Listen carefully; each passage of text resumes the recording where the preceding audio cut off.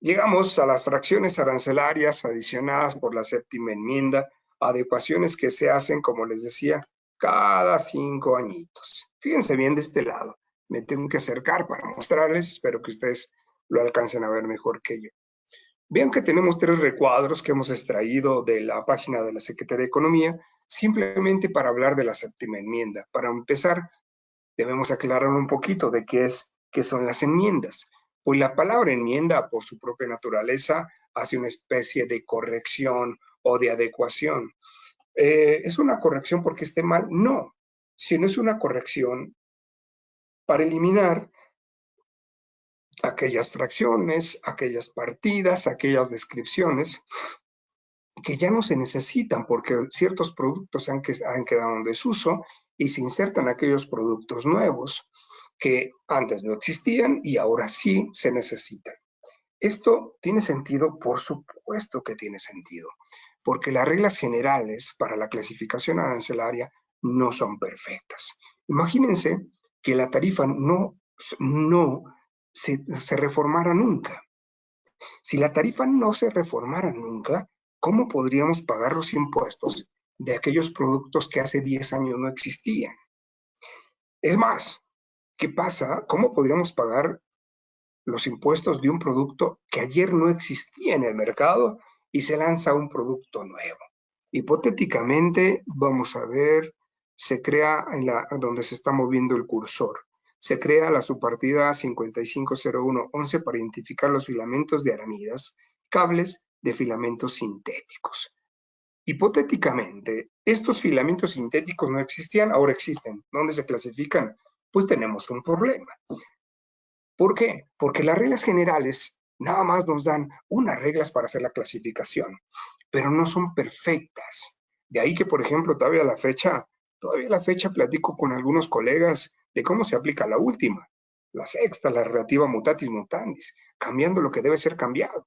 ¿Cómo es que se aplica esta regla? Porque si yo pienso desde la perspectiva del quinto del Código Fiscal de la Federación, en su primer párrafo, que las disposiciones fiscales son de aplicación estricta, si son de aplicación estricta, se tiene que aplicar de acuerdo a su literalidad.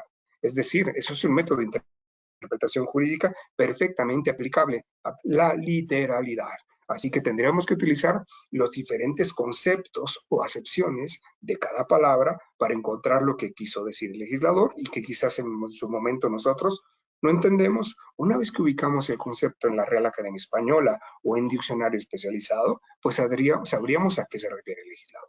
Bajo esta lógica, si antes en la tarifa no existían las palabras cables de filamentos sintéticos, pues bueno, el importador estaría imposibilitado para poder importar estos productos. Por eso es que existe pues la necesidad de reformar, de hacer estas adecuaciones cada 5 años para que se vaya depurando la tarifa. ¿Por qué es importante? Por algo muy sencillo, porque a través de la identificación del producto en la tarifa se accede a uno de los elementos de los tributos, la tasa. Recuerden que en su visión más clásica de los elementos de los tributos son 5: objeto, sujeto, base, tasa, tarifa y época de pago. La tasa del impuesto es la que conocemos cuando se hace la correcta clasificación arancelaria. Por tanto, si no existiese en la tarifa aquel producto que yo voy a importar, pues simplemente yo, contribuyente, no podría acceder a la tasa del impuesto que voy a pagar. Por eso es que cada 5 años, por parte de nuestras máximas autoridades a nivel mundial, pues se tiene que hacer una adecuación a la tarifa. Y esto que acabamos de ver, por lo cual se publicó una ley nueva del Impuesto General de Importación y Exportación, es la séptima enmienda. Y en teoría, por ejemplo, se incluyó los cables de filamentos sintéticos, de este lado, pues los diamantes, para identificar por separado diamantes sintéticos. Se creó la subpartida 810321 para el crisol de tantalio. ¿Qué es eso? La verdad no lo sé. Lo podrán buscar en línea, por supuesto. Hay tantas cosas desconocidas. El circonio y sus manufacturas, pues bueno, se reestructura la partida 8109. Los parabrisas, se crea su partida 870822 para identificar parabrisas, vidrios traseros y similares del capítulo 87. Botes inflables, por cierto, miren, Botes inflables, veleros y botes de motor, se crea su partida 890311 a la 890399 para su identificación. Por supuesto, se creó la partida 8806 para su identificación y 8708 para sus partes. ¿Para qué? Para los drones, que antes no existían. ¿De acuerdo? Así que la séptima enmienda, en conclusión, es la adecuación de la tarifa del Impuesto General de Importación y Exportación derivado de la necesidad de la depuración de la misma y actualización para incluir los nuevos productos en el mercado. Así es sencillo.